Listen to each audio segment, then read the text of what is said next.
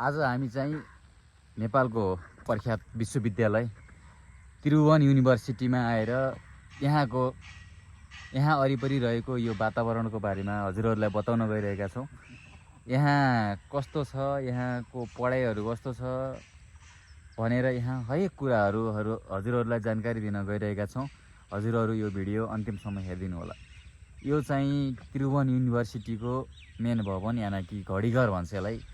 ठुलो छ, एकदमै ठुलो छ र यहाँ यता आइसकेपछि यो बस्ने, यहाँ बसेर पढ्ने, फ्रेस हावा, सुन्दर हावाहरू खाना खाएर मजाले आनन्दले दिमागलाई एकदम फ्रेस बनाएर पढ्ने ठाउँ यहाँ टन्नै रूपमा छ।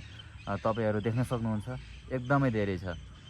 यो चाहिँ त्रिभुवन युनिभर्सिटीको यो भयो। यो मेरो पछाडि जुन देख्नु भएको छ यो चाहिँ हाम्रो लाइब्रेरी।